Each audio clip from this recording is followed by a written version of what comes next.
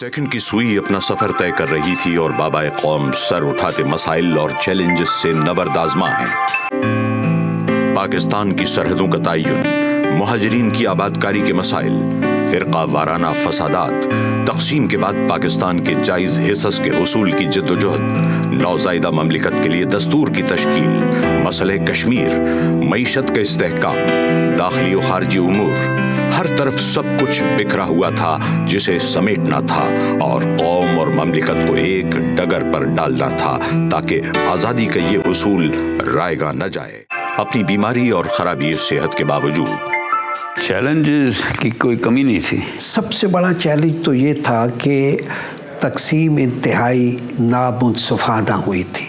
मेरा ख्याल है कायदे आज़म नहीं एक्सपेक्ट करते थे कि इतनी खून रेजी होगी। जो पैसा हमें मिलना था और तय हो गया था कि इतना हिस्सा ख़जाने का पाकिस्तान के पास जाएगा, इतना भारत के पास रहेगा, वो भारत ने रोक लिया था। सबसे बड़ा मसला उस वक्त उनकी निगाह में मुहाजिरीन ही का था।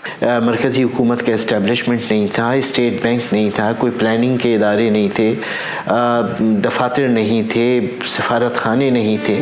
इतने मुख्तसर अरसे में कायदे आज़म सब कुछ पाए तकमील तक नहीं पहुंचा सकते थे, लेकिन वो हर मामले पर रहनुमा उसूल ज़रूर बयान कर सकते थे और उन्होंने यही किया।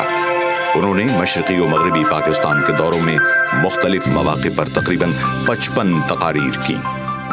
कायदे आज़म ने क़याम पाकिस्तान से पहले भी अपनी तकारीर में रहनुमा उसूलों की निशानदही की थी और पाकिस्तान बनने के बाद भी। जमहूरियत उन्होंने जो हमारे लिए तजवीज़ की थी वो parliamentary federal parliamentary form of जमहूरियत थी, जिसमें प्रेसिडेंट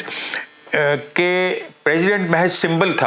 अब ये उनकी पेशरो क़यादत और आने वाले हुक्मरानों का फ़र्ज़ था कि वो कायद के अहकामात की रोशनी में ममलिकत के उमूर चलाते।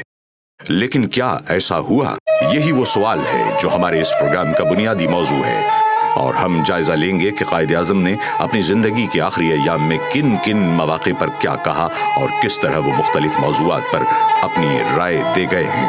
कायदे आज़म जिस वक्त फौत हुए और लियाकत अली खान असैसिनेट हो गए तो नतीजा उसका ये निकला कि आगे हमारी सियासी लीडरशिप कम से कम कोई भी अहम ऐसी शख्सियत नहीं थी जो कि संभाल सकती सारा निज़ाम। पोलिटिकल पार्टीज होती with head roots had been elected coming along.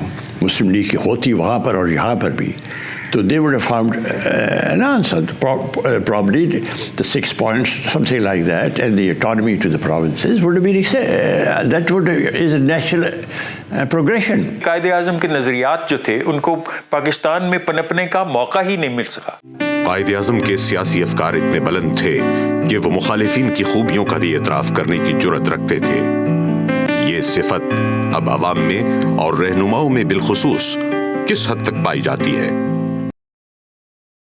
Subscribe, like and share Ungli TV PK.